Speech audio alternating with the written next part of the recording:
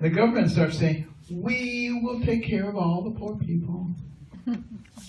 Some of you remember Johnson's pledge to get rid of poverty, war on poverty. We're going to eliminate, the government's going to eliminate poverty. How'd that work out? $19 trillion later, we have 10 times more people on food stamps, more poverty, more welfare, broken homes out of wedlock birth, crime, incarceration. All the things that were supposed to be better are not only worse, they're much worse. Why? Because it's not the government's job. There's nowhere in the Constitution that says that's the government's job. Now, maybe that when they read the Constitution, they read the preamble and they misinterpreted it. Because it says to promote the general welfare. It doesn't say put everybody on general welfare. But I think maybe they misinterpreted what it actually means. It is actually our job, we the people. It's our job to take care of the indigent people around us. And we do, frankly, a much better job of it. Because personal relationships develop. I've spoken at many nonprofit entities, some right here in Lee County, where people invest in other people. And those are the people who come out of a state of dependency because of those personal relationships. That's something that we have to bring back in America. But to be honest with you, if we fix the economy, you're going to have a lot less indigent people. Right now, in 30 states, more than 30 states, you can make more money by accepting government handouts than you can from working a minimum wage job. And a mentality has developed that says, look, if I can get as much or more money by doing nothing, why in the world would I go and work for it? That used not to be the mentality in America. The mentality in America used to be, no question about it, I'm taking a minimum wage job because I will learn skills which will make me more valuable. I will develop relationships. I will get a chance to climb the ladder, and I'm going to be much better off than the guy sitting at home getting the checks. That's the way we used to think when we were the can-do society. Not the way we think now that we're becoming the what can you do for me society. And that has to change. But fixing the tax structure and getting rid of the incessant regulations. Do you know that last year we added 81,000 pages of regulations? It is absurd, the amount of regulations. And they cost a lot of money. $2 trillion. Now, if we divide that up amongst the populace, you're talking about $24,000 per family of 4 in regulatory cost each year in America. That's ridiculous. And it just so happens that the poverty level for a family of 4 is $24,000. So if you want to fight poverty, get rid of all these regulations. That's what the government should be doing, and that's certainly what a Carson administration would do. We would look at the regulations and at the cost versus the benefit. You put every one of them through a cost-benefit analysis. That's how you determine whether they're worthwhile. For instance, the President's Clean Power Plan. The EPA says that if we enact every aspect of the Clean Power Plan, it will lower the temperature on Earth by 0.05 degrees Fahrenheit in 85 years. That's the benefit. The cost, billions of dollars and millions of jobs. Does it make sense? Of course not. Because these are ideologically driven regulations, which most of them are, quite frankly. Those will not pass muster. Those we will get rid of. Take those shackles off of business, you'll see it explode. For small manufacturers, the regulatory cost per worker, $39,000 a year. Now, how are they supposed to compete with others? And that's why we're losing all of our manufacturing. I mean, it's almost like there are people who are trying to destroy us. Could they be that dense, or is it somebody actually behind this? Because the policies are all the policies that drive us down. In fact, let me tell you something. If I were in charge of this country and I was trying to destroy it from the inside, here's what I would do. I would try to drive wedges between all the people. War on women, race wars, income wars, age wars, religious wars. Every war I could imagine, I would have everybody at each other's throats. I would have the Democrats hating Republicans, Republicans hating the Democrats. I would tell people, if somebody doesn't agree with you, you're supposed to hate them. I mean, it would be bad. And then I would destabilize the financial foundation of the country by just raising the debt to unimaginable levels. I would be inviting people in here from other countries, putting them on all kinds of benefits, trying to get the people in this country on all kinds of benefits, SSI, unemployment, food stamps. I'd be giving people free telephones. I would be telling people, you can go to college for free. Oh my goodness, everybody would be so dependent, and they would be thinking I was just wonderful while I destroyed any possibility of financial stability. And then I would destroy the military.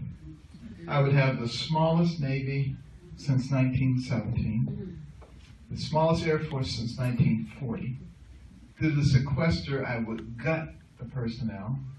Lieutenant colonels, majors, captains getting letters every month. We don't need you anymore. Thank you for your service. I would tell the veterans how wonderful they were while doing nothing for them. So that 22 of them were committing suicide every day in this country.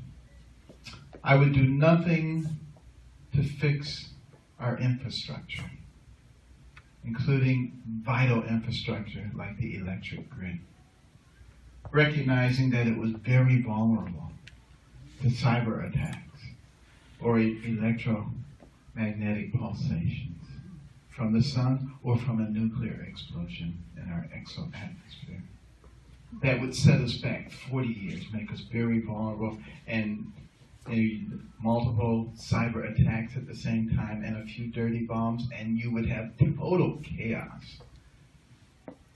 And President Obama has the nerve to say that ISIS is not an existential threat to us. He's thinking about old-time warfare with fleets of ships and tanks, and this is a different world that we live in. And I would do nothing to encourage space exploration. I would get out of the space program altogether, recognizing that that's where so much of our innovations came from. Your cell phone came from the space program, and all kinds of conveniences that you use every day and don't even think about. Our military stayed light years ahead of everybody else because of all the things that were discovered during the space program. Now they've all caught up with us. And in the future, he who controls space will control the earth. Now that's what I would do if I were in charge and I was trying to destroy America from the inside. Any resemblance to what's going on, I'm sure, is coincidental. But doesn't that give you some idea of how much trouble we're in and why it is important to make a U-turn pretty quickly? Because we're placing ourselves at great jeopardy. And more importantly, we're putting our kids, we're putting our progeny at great jeopardy. We're not acting responsibly. And what would have happened to us if those who preceded us had not been responsible? What would have happened if they had not been brave? What would have happened on D-Day if our soldiers had not stormed the beaches of Normandy, being mowed down by machine gun fire, 100 bodies laying on the sand, 1,000 bodies dead. But they stepped over the bodies. Were they frightened? Of course they were. Recognizing, in many cases, that they would never see their family or their loved ones or their homeland. And yet, they did it. Not for themselves, but so that you could be free, so that I could be free, so that we could have a free and prosperous nation. And the question is, what are we willing to do for those who are coming behind us as our government recklessly destroys their future?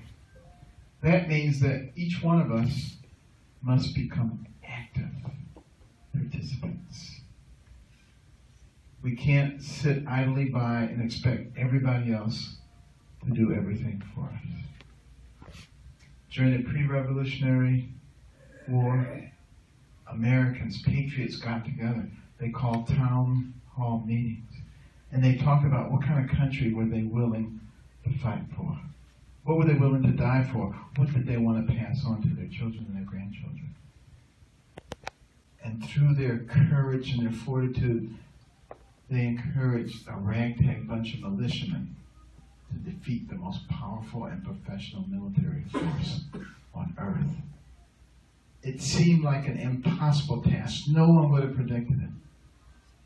And yet, that was the beginning of American exceptionalism, of American fortitude. Is it still there? That's the question. Or are we willing now to allow the government to dictate to us, to tell us who we are? Are we willing to let the pundits and the media dictate to us and tell us who we are as we continue to travel off the cliff? That's what we must all think about. We must be willing to really get behind our belief system, because if we don't, it's going to be too late. If we get another progressive president and they get 2 or 3 Supreme Court picks, America as we know it is gone. And we have completely let down our children, our grandchildren, and everybody else who comes on after us. And we have to be just as courageous as those soldiers on D-Day. And it sometimes means that you might be ostracized. Because what has happened in our country is that the good people, the people with traditional values and principles who truly believe in our nation, are afraid to speak up. They've been beaten into submission by the secular progressives. And the secular progressives really, they don't care whether you agree with them or not. It matters not one bit to them whether you agree with them, as long as you sit down and shut up. As long as you don't make yourself felt or heard, they're perfectly happy. Let them do the driving. And where have they driven us? And unfortunately, those secular progressives, they're not all Democrats. Some of them are Republicans, too. And they are interested in the status quo and the power structure that allows them to maintain their power. And they don't like me, I can tell you. They detest me because I'm not controllable. Because I refuse to accept money from billionaires who want to control things, or from special interest groups who absolutely will not do it under any circumstances. My new slogan is accountable to everyone. Ooh, good. Like it. Because I'm accountable to every single American. And that's what I want people to think about. But I don't owe anything to anyone. And that's the way it should be. Because it's special interest groups that are destroying everything that looks like freedom in our country because they're only interested in their own good. Now, I'm going to open it up to questions in a minute, but it was Thomas Jefferson who predicted that we would get to this point. He said the American people would stop paying attention to the government. They would be more interested in a football game or who's on Dancing with the Stars. He didn't use those examples. But the point being that we would become less vigilant, and as a result, the government would do what governments always do: grow, metastasize, infiltrate, and dominate. That is the natural tendency of all government. But he said something encouraging. He said, before we turned into something else, the people of America would awaken. They would recognize they were being manipulated. They would rise up and they would regain control of America. And I say now is the time to do that. Thank you.